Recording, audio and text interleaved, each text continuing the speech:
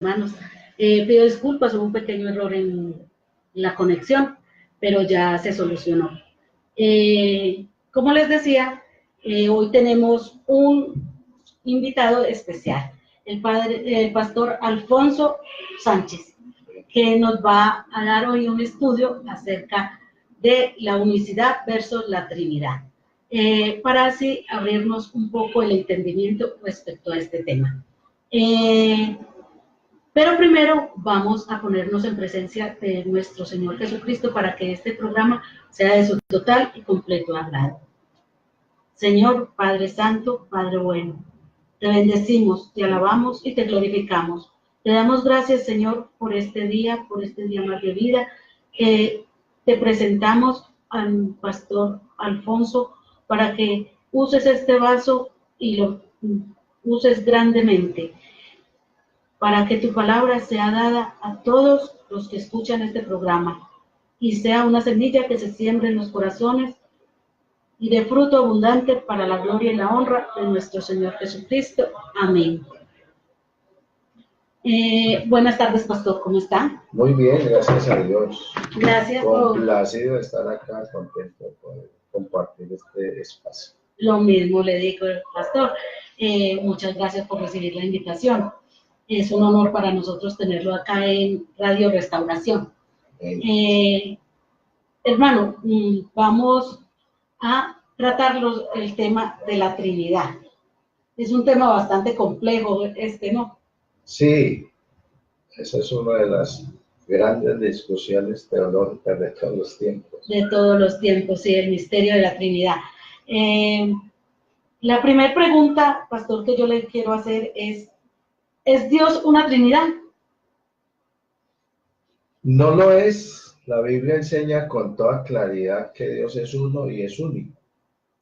Así que a la luz de la palabra de Dios, que es la fuente de toda verdad, no se puede decir que Dios es una Trinidad. Eso no está en la palabra de Dios. Hay muchos textos en los que se habla del Padre, del Hijo, del Espíritu Santo, pero nunca se viene a definir en la Biblia que haya una Trinidad. Amén. Así es, mi hermano. Entonces, ¿existe la palabra Trinidad en la Biblia? Tampoco existe. La palabra Trinidad no es una palabra que encontremos en el texto bíblico. Y haciendo honor a la verdad, pues tenemos que mirar que cuando decimos eso y algunos argumentan de que la palabra unicidad tampoco existe en la Biblia, hay que ser ciertos. Tampoco está la palabra unicidad en la Biblia. Son términos teológicos a través de los cuales se quiere expresar pues una creencia o una verdad bíblica. Pero detrás de la expresión Trinidad o misterio de la Trinidad no se puede hacer una demostración bíblica, porque ya lo acabamos de decir, en ninguna parte la Biblia nos dice de manera clara y real que Dios sea Padre, Hijo y Espíritu Santo, tres personas distintas y un solo Dios verdadero, que es lo que enuncia la Trinidad como misterio. Pero sí nos dice la palabra que Dios es uno y es único. Amén. Y entonces eso es lo que expresa el término unicidad. Entonces eso sí es demostrable en la palabra de Dios. Déjeme citar, por ejemplo, Deuteronomio 6:4. Dice: oye Israel, Jehová nuestro Dios, Jehová uno es. Amén. Si lo leemos en el Nuevo Testamento, dice San Marcos capítulo 12, verso 29, oye Israel, el Señor nuestro Dios, el Señor uno es. Entonces, Amén. mire que allí se dice Jehová, aquí se dice Señor, pero hablan de un mismo Dios. De un único, porque esa es la clave. Dios se nos revela como un ser único y que es también uno y único. Son más de 50 textos que nosotros pudiéramos leer en la Biblia a ese respecto. Voy a citar uno aquí entre tantos. Judas escribe Santiago, perdón, capítulo 2, verso 19 dice, ¿tú crees que no? Bien haces. También los demonios creen y tiemblan. Es que hasta los demonios creen que Dios es uno, porque pues como ellos sí viven en el mundo espiritual, en el mundo espiritual ellos no ven a dos ni a tres como muchos lo ven acá en el mundo material. Y si los demonios lo creen, pues claro, hay una diferencia entre lo que ellos creen y ellos enseñan, porque si el diablo enseñara eso, pues estaría enseñando la verdad. Él, como padre de mentira, pues debe salir a enseñar otra cosa y lo contrario a la verdad. Entonces, la verdad es que Dios es uno y es único. La Biblia enfatiza eso reiterativamente a lo largo de toda su extensión. Amén, hermano. Así es. O sea, la diferencia entre la palabra Trinidad y la palabra unicidad, que ninguna de las dos se encuentra en la Biblia, es que la palabra unicidad sí se puede respaldar con la Biblia. Con la doctrina bíblica, mientras que la Trinidad no. La expresión Trinidad no se puede. Resulta de una cantidad de conjeturas y de interpretaciones que son contrarias a la escritura, interpretaciones privadas. Por ejemplo, déjenme dar un ejemplo acá.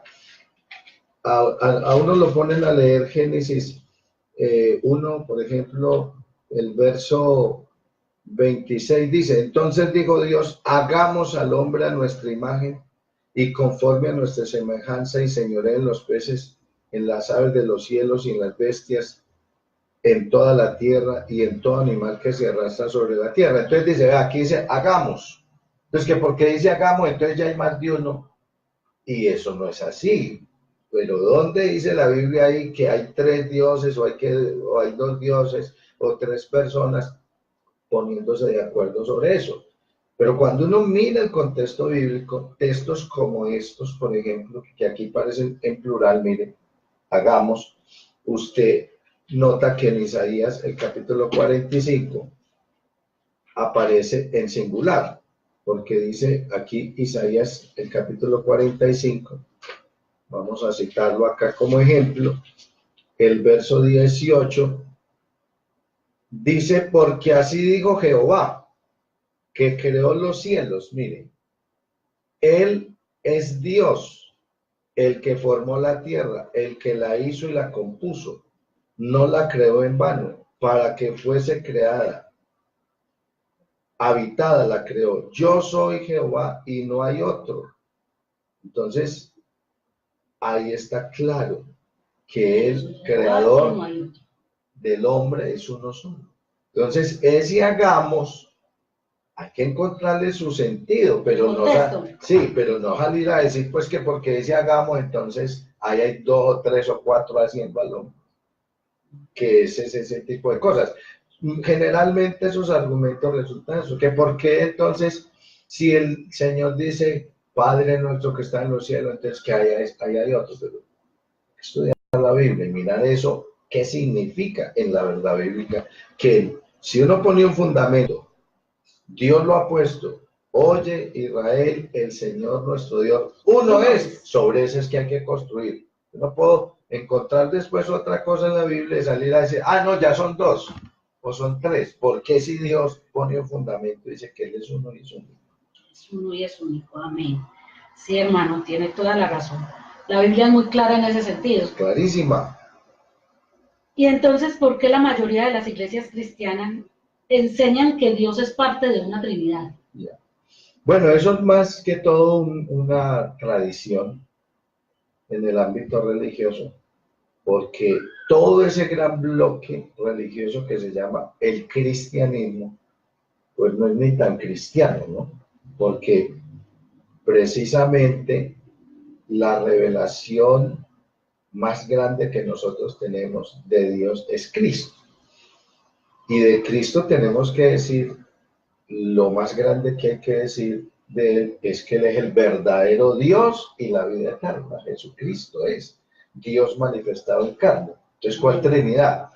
Pero resulta que en todo ese proceso de la revelación de Dios, uno nota, hablando históricamente, que después de los apóstoles, que conocieron a este Señor nuestro Jesucristo, que pudieron contemplar su gloria, recibir esa revelación acerca de que Él es el Dios único, adorarlo y servirle como tal, pues tanto el Señor como los apóstoles profetizan que luego vendría la apostasía.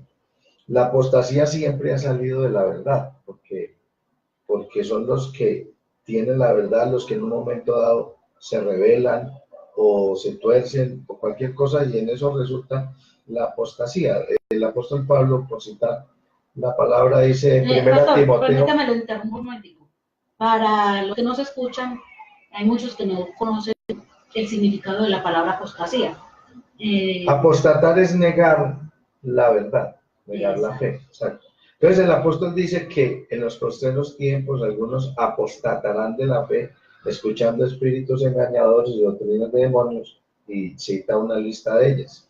Entonces, es necesario ver que ya estaba profetizado que estas creencias vendrían.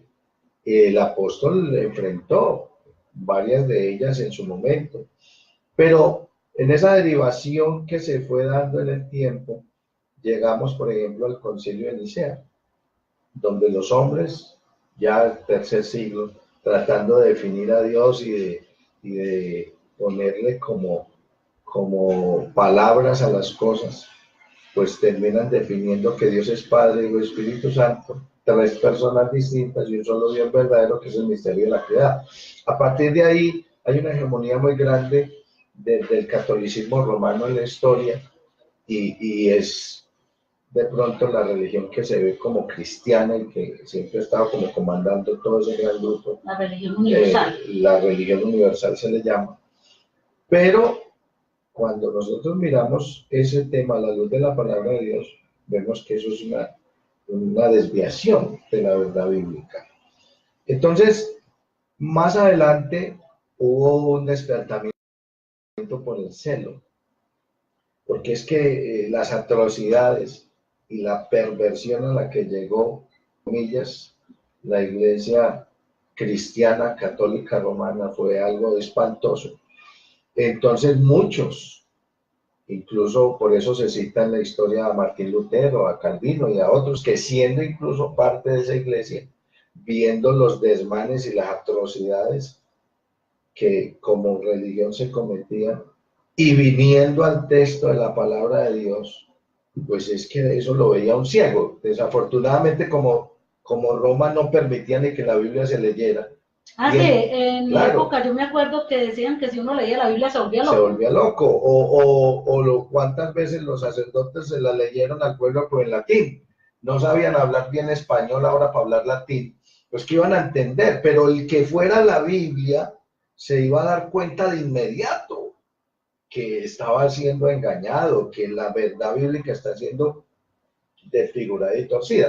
Entonces hubo un volver a los principios bíblicos de santidad, de celo, de consagración a Dios, pero desafortunadamente no hubo una revisión de la teología desde el ámbito de la revelación de Dios. Entonces, muchos de estos hombres que salieron, y es cuando surge lo que se denomina el protestantismo y todas esas cosas, pues se salen de la iglesia católica para vivir una vida más piadosa, más consagrada a Dios, se vuelven a la verdad de Dios en muchas doctrinas como la redención, la justificación, la gracia de Dios, pero desafortunadamente en términos teológicos siguen abrazando la Trinidad.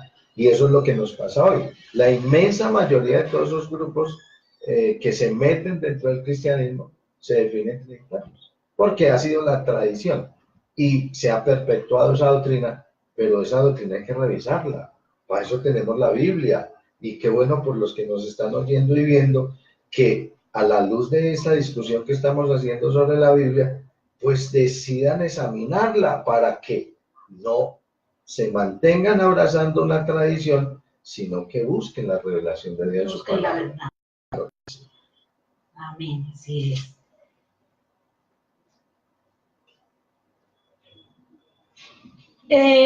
Es muy común escuchar en los trinitarios que le dicen a uno como unicitario que si Dios, si Jesús era Dios, ¿por qué oraba al Padre? Claro, hay mucha ignorancia a ese respecto, porque se confunden las verdades que contienen o se contienen en ese gran misterio que la Biblia llama el misterio de la piedad. Dios es espíritu, es la Biblia, pero Dios, para redimirnos, para salvarnos, hizo algo maravilloso, prodigioso, que fue manifestarse en carne. ¿Qué es eso? Hacerse uno semejante a nosotros, participar y de la condición humana, porque como Él fue el que nos hizo, Él, para redimirnos, quiso hacerse semejante a nosotros. Por eso la Biblia dice que Dios se manifestó en carne. Es lo que dice Pablo en el misterio de la piedad cuando escribe a Timoteo, la primera carta, el capítulo 3. Cuando él escribe a los filipenses, dice que él no estimó el ser igual a Dios como cosa que aferrarse, sino que despojándose a sí mismo, nadándose, que quién lo iba a despojar, el Todopoderoso, el Altísimo Dios, pues cambió su forma, la forma de Dios por la de siervo, y vino a estar entre nosotros. Entonces Jesucristo es verdaderamente Dios, pero es también verdaderamente hombre. El único ser en el universo en el que encontramos esas dos naturalezas plenas, completas, es Cristo. Él es Dios, pero al mismo tiempo es hombre. Y en razón de esas naturalezas, Él actúa. O sea, es familiar para nosotros los hombres cansarnos. Claro, la Biblia dice que eso se cansó. Es para familiar o natural para nosotros tener hambre. La Biblia dice que Jesús tuvo hambre. Jesús lloró. Jesús fue tentado. Jesús necesitaba orar, porque como hombre, Él, que es incluso nuestro referente, nuestro ejemplo, el hombre perfecto, pues cómo iba a vivir sin depender de Dios, sin orar a Dios. Entonces, es la humanidad sujeta a la divinidad. Es Él como hombre en toda la expresión humana, dependiendo de Dios. Por eso la Biblia dice que el Padre es mayor que el Hijo. Por eso usted ve que Jesús como hombre ignora y necesita buscar la voluntad de Dios, pero en su divinidad lo conoce todo. La Biblia dice las dos cosas, las dice que no tenía necesidad que nadie le diera testimonio del hombre, porque él sabía lo que había en el hombre, pero él nos dice que él crecía en estatura, en sabiduría y en gracia, ¿cierto? Usted lo ve como hombre teniendo hambre, pero usted lo ve como Dios dándole de comer a las multitudes. Usted lo ve como hombre cansado, pero usted lo ve como Dios invitando a todos los trabajados y cansados a venir a Él. Usted lo ve como Dios ceñido al espacio y al tiempo, pero usted lo ve como Dios fuera del espacio y del tiempo.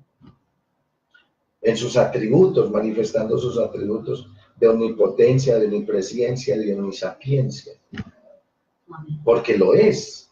Entonces, las dos cosas están plenamente en la Biblia.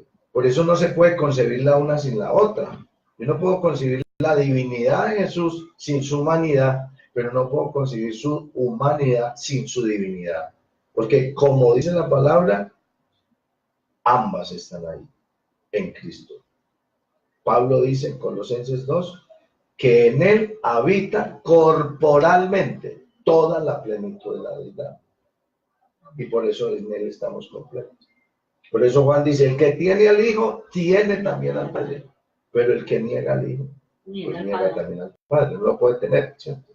Entonces hay que aprender a ver esa proporcionalidad y esa relación que hay en esas naturalezas, sabiendo que están en un solo ser, que Jesús es.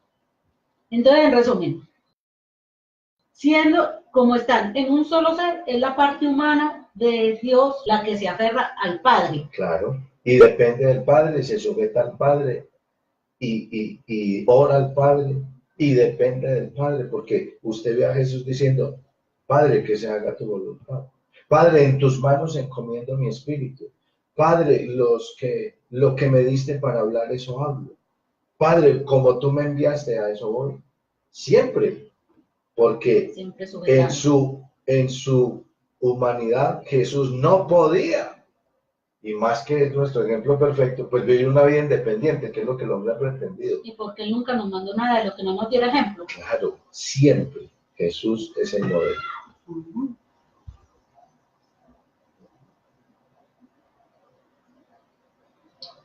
¿Qué dice la Biblia acerca de la Trinidad? No dice nada, porque la Trinidad no existe en la Biblia.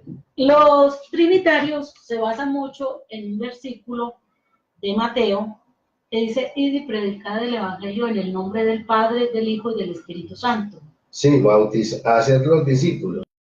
Y en nombre del Padre, del Hijo y del Espíritu Santo. Pero por eso ellos dicen que... esos son los versículos a los que hacíamos alusión ahora, que como nombran el Padre, el Hijo y el Espíritu Santo, pues hay tres. Pero si a eso vamos, o sea, si cada vez que encontramos una expresión bíblica, nos vamos a imaginar una persona detrás de eso, pues entonces vamos a tener que seguir aumentando el número, la colección va a ser grande, porque, por ejemplo, yo me voy a Hebreos el capítulo 7, y la Biblia me habla a mí de Melquisedec, capítulo 7 de Hebreos, y mira, no era lo que me dice la palabra, que era sin padre, sin madre, sin genealogía, sin principio de días ni fin de días, hecho semejante a la misma. Entonces, detengámonos a pensar. Un ser que no tiene padre y no tiene madre, que no tiene principio de día ni fin de día, que es eterno, que no tiene genealogía, es decir, que yo no lo puedo conectar aquí con nadie ni aquí para adelante con nadie, ese no tiene que ser Dios. Entonces, si yo voy a ver esas expresiones de Dios como personas, entonces ya no es el Padre, le digo el Espíritu Santo, y póngame el cuarto a Melquisedec, porque entonces ese también cumple las condiciones. Amén. Entonces, lo que necesitamos es meternos en la palabra para entender los roles, las manifestaciones. Es innegable que Dios es Padre. Pero es que, ¿qué significa ser Padre? Engendrar, disciplinar, corregir, proveer. Eso lo hace Dios con todos nosotros. Porque como criaturas que somos, Él es nuestro Padre. Y si venimos a Él y aceptamos, creemos en su plan y en su propósito, no solamente podemos ser criaturas, sino hijos. Por eso es que Juan dice que a los suyos vino, los suyos no les recibieron, para los que creen, les dio potestad de ser hechos hijos. A los que creen y reciben a Jesús, les dio potestad de ser hechos hijos de Dios. Entonces, ahí está. Pero Dios es hijo porque cuando Él decide salvarnos, redimirnos, manifestarse en carne, Él es como hombre. Él pudo haber venido de una vez directamente como hombre, pero resulta que es que Dios decide identificarse tanto con nosotros en cuanto a la humanidad, que comienza su existencia humana en el vientre de la Virgen María allá en Belén. Por eso es que el Salmo 2 dice, tú eres mi hijo, yo te he engendrado hoy, porque entre otras cosas aquí de rapidez, digamos que es falso eso de que el hijo es eterno. Entonces hay algunos, hablando de la Trinidad, se imaginan pues que arriba había tres tronos, un trono triple, en un lado se sentaba el Padre, a la derecha el Hijo y el Espíritu Santo al otro lado. Nos miraron acá abajo a todos perdidos. Hubo ese famoso diálogo entre la Trinidad y dice, no, mi Dios antes quiere salvarla, vaya usted, le toca a usted mismo. Entonces mandaron al Hijo. ¿Cómo así que mandaron al Hijo? El Hijo se forma en el vientre de María en Belén. Por eso no hay un hijo eterno, es como un hijo eterno, un hijo tiene que tener principios, si no tiene principios, ¿cómo puede ser hijo? Amén. Entonces, ese hijo nace en Belén, desde allí se habla del hijo en la Biblia, no se puede hablar antes de él, aunque Cristo es preexistente por en cuanto a su divinidad, pero en cuanto a su humanidad surge ahí. A partir de ahí es una realidad para nosotros. Entonces, Él es hijo porque nace, porque es engendrado y porque precisamente como hijo hace lo que todos los hijos estamos llamados a hacer, que es obedecer a Dios. Pero el mismo Jesús es el Espíritu Santo. La Biblia lo dice. Segunda Corintios 3:17 dice, porque el Señor es el Espíritu. No dice un espíritu, no, el Espíritu. Y es que si alguien le diera por pensar que es que Él es un espíritu y hay otro, mire, San Juan 4:24 dice, Dios es espíritu. Pero Dios es tan genial en su palabra que a través de Pablo nos dice en Efesios capítulo 4, un Señor, una fe, un bautismo, un Dios y Padre, un espíritu. Entonces, amén. Dios es espíritu, ahí está Jesús. El Señor es el Espíritu, ahí está Jesús. Entonces, cuando Jesús le dijo a sus discípulos, vayan y hagan discípulos en las naciones, y a esos discípulos bautícenlos en el nombre, porque no dicen los nombres, sino en el nombre del Padre, y del Hijo, y del Espíritu Santo, está hablando de un solo nombre que es Jesucristo. Por eso, en Hechos 2, en Hechos 8, en Hechos 10, en Hechos 19, en Gálatas, en Romanos, todos los bautismos se dan en el nombre de Jesús, que los discípulos la cogieron clara. Eso lo pudiéramos estudiar alguna vez, el bautismo en el Espíritu, el bautismo en agua. Lo tendremos pendiente, pastor. Claro que por sí. Aquí lo estaremos invitando. Pero es una realidad de que Dios es uno y uno es un nombre. Y ese nombre es Jesús. Amén. Sí, eso es así. La palabra es muy clara. Clarísimo. Yo no sé por qué. Es que creerle a la palabra, hay que dejar de lado las creencias. Lo que nos falta es estudiar un poquito más. La palabra. Es una maravilla la palabra.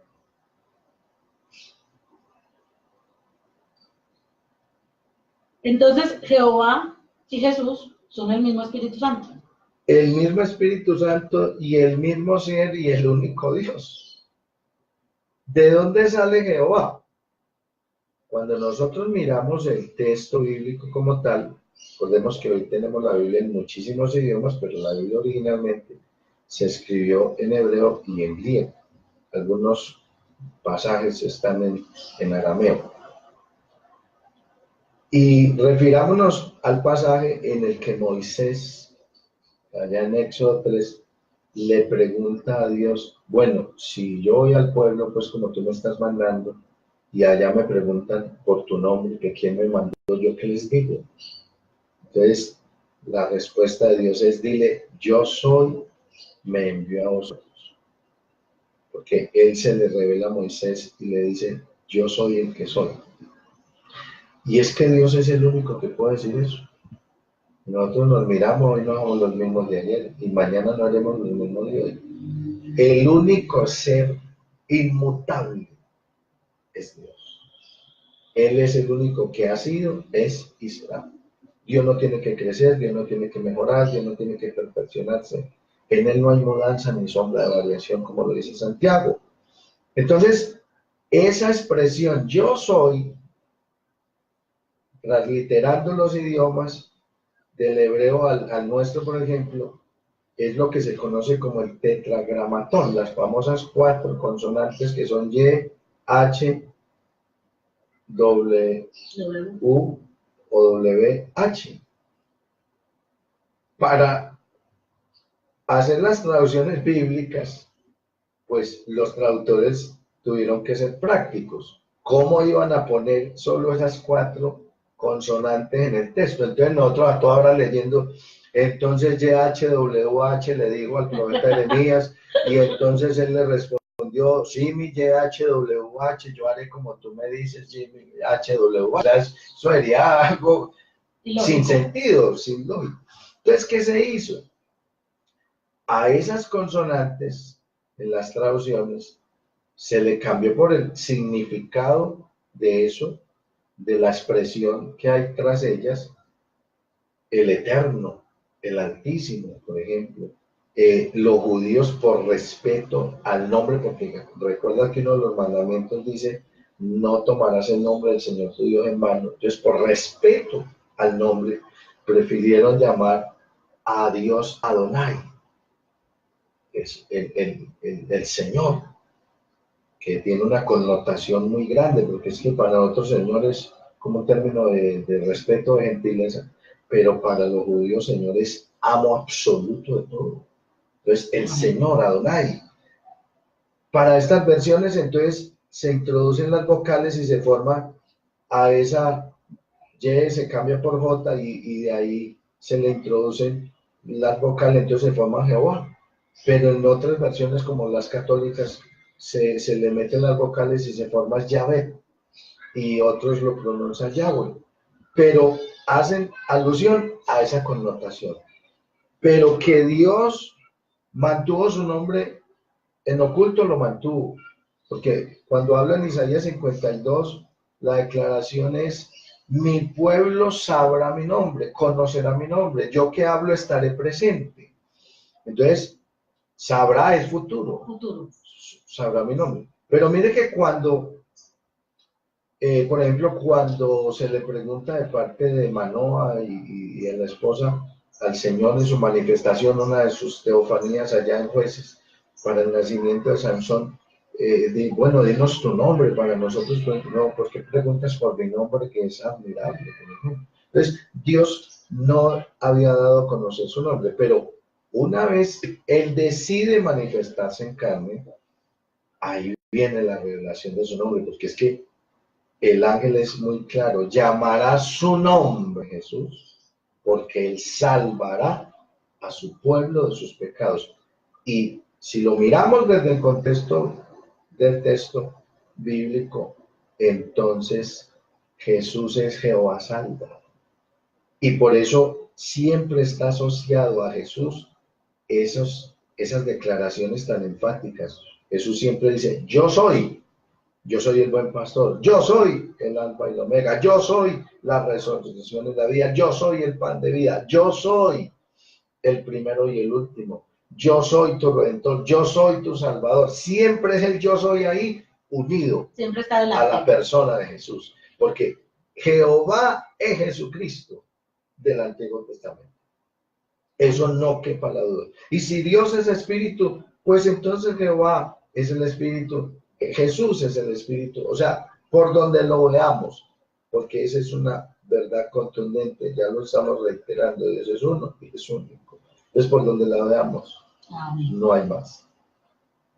Eso está muy claro, definitivamente no hay pérdida ahí.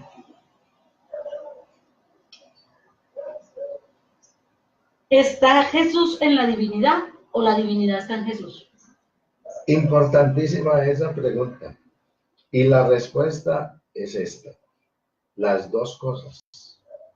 Jesús está en la divinidad y la divinidad está en Jesús. Lo que explicamos ahora un poco, ¿sí? La humanidad está en la divinidad y la divinidad está en la humanidad. Citemos. En San Juan el capítulo 1, el verso 18, dice el apóstol Juan, a Dios nadie le vio jamás. ¿A qué hace alusión eso? Pues que Él es espíritu. En su naturaleza, Dios es invisible porque es espíritu. Pero luego dice, el unigénito Hijo que está en el seno del Padre, no tan ahora, no dice que estaba en el seno del Padre. Okay. Una cosa es tener al niño acá y pasárselo a otro allá. No, no. El unigénito dijo que está en el seno del Padre, Él le ha dado a conocer. Bueno, citemos. Por eso es que Pablo dice en Colosenses, capítulo 2, que en Él, en Cristo, corporalmente, habita toda la plenitud de la deidad. Entonces, no el 33.33%, porque si son tres personas y los tres forman el único Dios verdadero, pues entonces cada uno tendría que aportar el 33.33 y ahí hasta se pierde un piquito, ¿no? de divinidad. Pero mira que dice que toda la plenitud de la deidad, de la divinidad, habita en Cristo, corporalmente. Por eso es que el que no tiene a Jesús no puede tener al Padre. Al Padre no se le puede buscar fuera de Jesús. El Padre está en Jesús y Jesús está en el Padre. ¿Dónde encontramos una clarísima y contundente revelación de eso? San Juan 14. Es que los discípulos también, como buenos hebreos, con esa formación monoteísta que tenían, ellos no podían creer en otro fuera del único Dios que les había dado la existencia, porque es que Israel existe porque Dios lo trajo a la existencia, Él lo creó, lo formó como nación. Por eso Dios les dice eso: ustedes son mis testigos, ustedes son mi siervo. Que es que Dios los tomó a ellos para darles esta revelación, para que ellos tuvieran esa verdad que todas las demás naciones necesitaban conocer, que estaban sumergidas en la idolatría.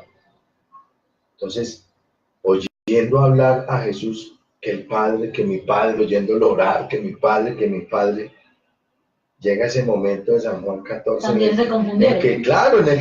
En que Él les dice: ¿creéis en Dios? Creed también en mí.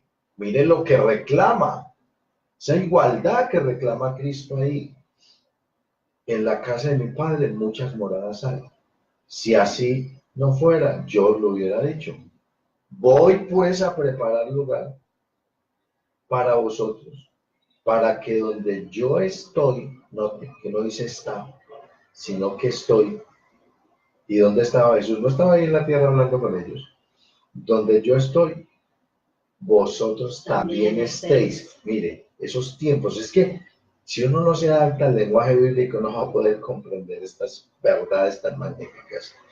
Y entonces, y sabéis a dónde voy, y sabéis el camino. Entonces viene la pregunta, yo la he llamado la pregunta al millón, porque es que Felipe le dice: Señor, ¿sabe qué? Muéstrenos el Padre. Él no le dijo, háblenos, no, ya habían oído suficiente.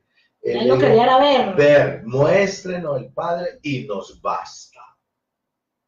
Y Jesús no comienza con discusiones de, qué pena Felipe, lo que pasa es que vos sos un hombre, no te has muerto, mi Padre está en el tercer cielo, yo no te puedo llevar allá ahora, esperate a ver que llegue la transformación para que lo puedas contemplar, entonces yo allá te lo voy a presentar. No. La respuesta de Jesús es enfática, contundente. Tanto tiempo hace que estoy, no dice que está hablando en tercera persona. Primera persona, estoy con vosotros y no me has conocido, Felipe.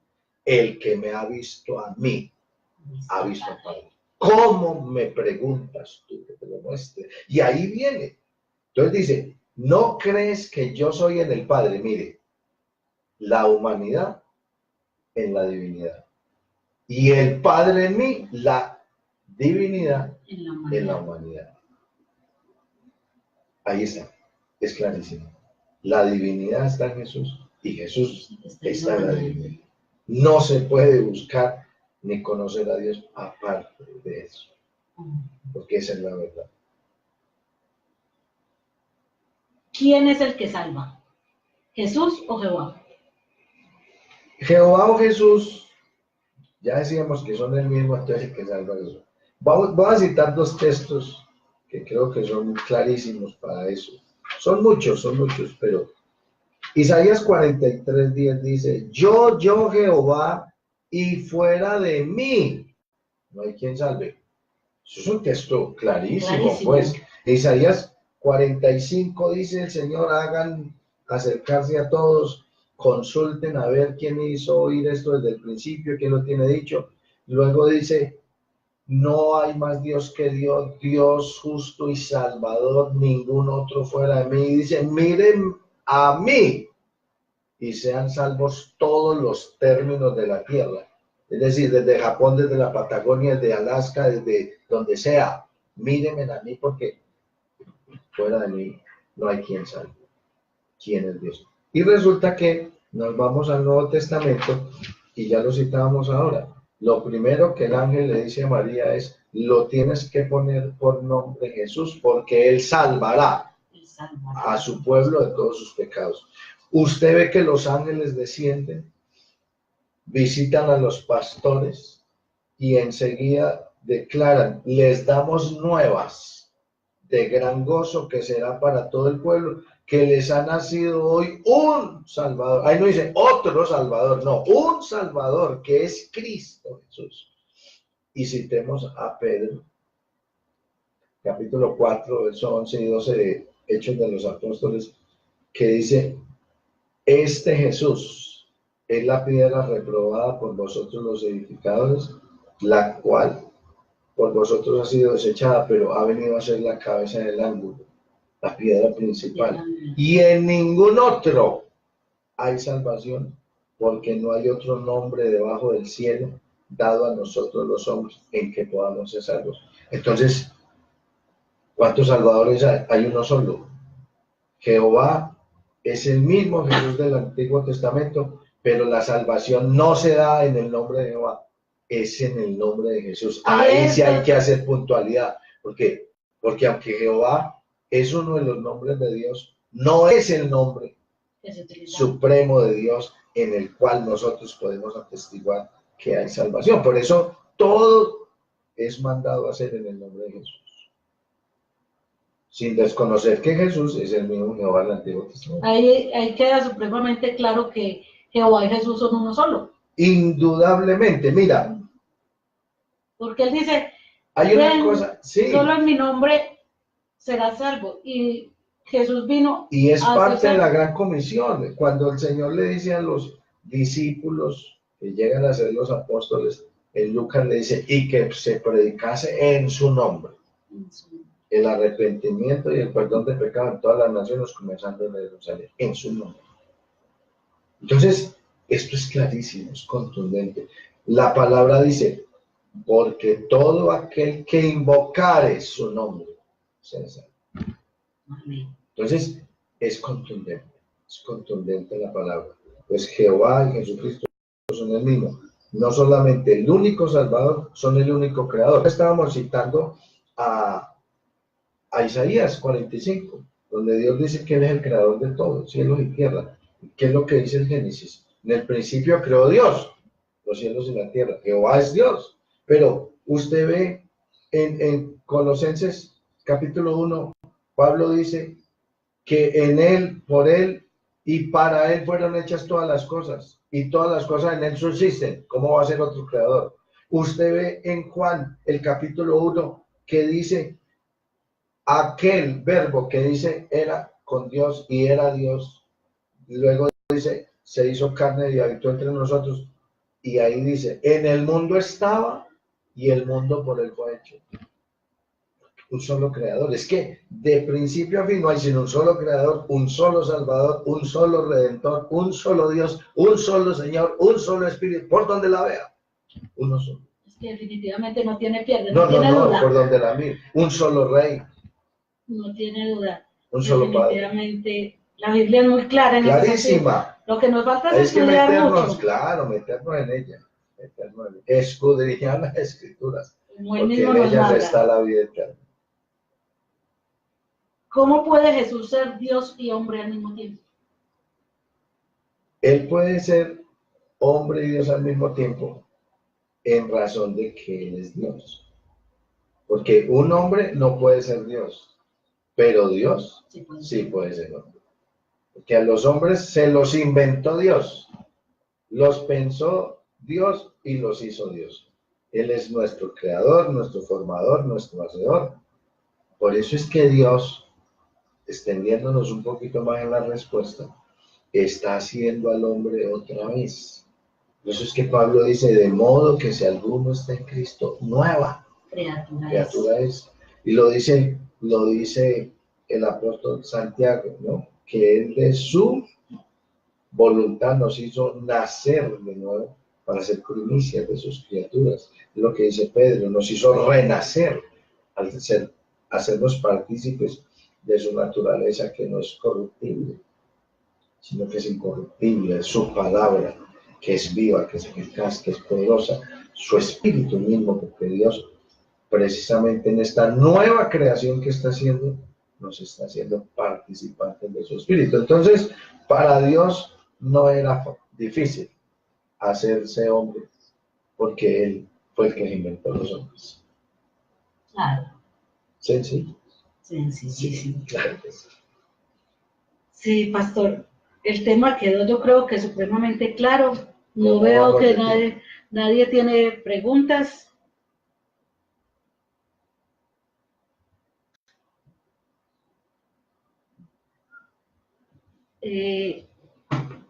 No veo preguntas por acá de nadie. Si quieren hacer preguntas, démosle un tiempecito para que hagan Sí, claro. sus preguntas. Abiertos estamos. Estamos abiertos para responder a todas sus dudas. Pastor, este es un tema bastante claro y bastante complicado al mismo tiempo. Exactamente. Y apasionante. Y apasionante. Porque es que de Jesús se dicen muchas cosas, hermana Nora, pero lo más grande que se tiene que decir de Jesús es que es Dios. Es que es el verdadero Dios y la vida eterna. Mientras una persona no reconozca a Jesucristo como el verdadero Dios, el único Dios, no ha llegado a donde hay que llegar. Bueno, mis hermanos, veo que les quedó muy claro el tema porque nadie hizo preguntas. Entonces, en este momento quiero invitarlos a que nos conectemos con ese Dios, con ese Padre Celestial y nos pongamos en su presencia. Padre Santo, Padre bueno, Padre Celestial, nos ponemos, oh Señor, en tu presencia. Te damos gracias, Señor, por esta enseñanza que nos diste hoy.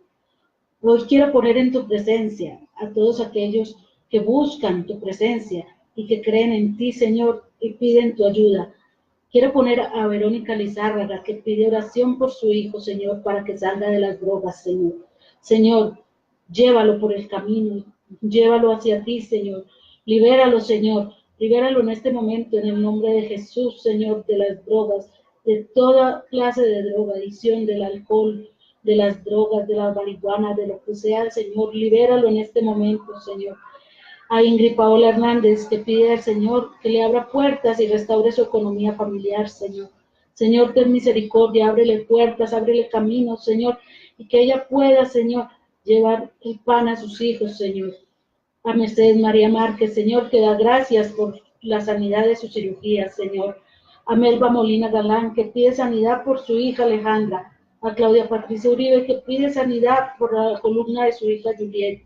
A Rubí Rojas, que pide sanidad por su hija Luciana. A Fe Esperanza, que pide sanidad para la bacteria que tiene en su estómago. A Josefina Rosario, Señor, que pide por su familia.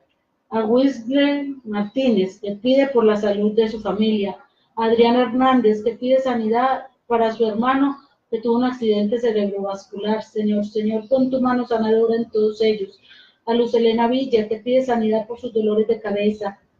A Suyapa Flores, que pide oración por la salud de su hermana Merlín.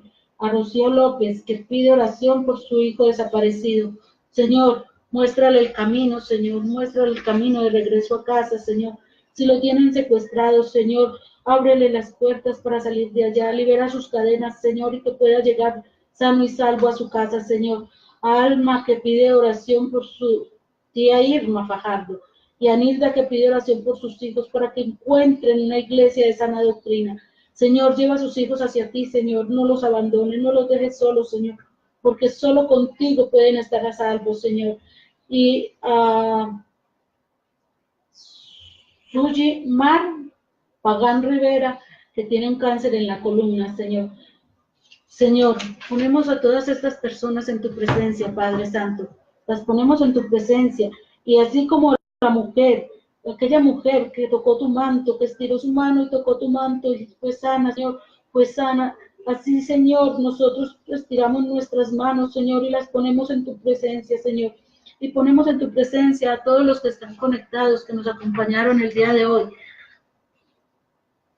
A Luis Borete Shari, Ángel, ay Dios, no veo ni por la familia yo, Ángel Corbé, a Luz Elena Gaspar, a Juan Guillermo Antonio Petrono, a Ángel Martínez, a Raquel Jair, a Paz Martín, a Dulce Herrera, que se estuvieron con nosotros acompañándonos el día de hoy. Señor, ellos como esa mujer quieren estirar su mano, Señor, y encontrar tu manto, Señor, para ser sanos, Señor. Tú sabes las necesidades, los problemas de cada uno, Señor. Tómalos en tu presencia, Señor, y glorifícate en ellos, Señor, si es tu santa voluntad, Señor, para tu gloria y la honra. Amén. Amén. Hermanos, muchas gracias por estar hoy con nosotros. Fue un honor estar con ustedes. Que el Señor los bendiga y que el Señor me bendiga. Los espero el próximo jueves para que tengamos otro momento íntimo con Dios. Amén. Amén. María, quedaron faltando 5 minutos. ¿Qué es actitud?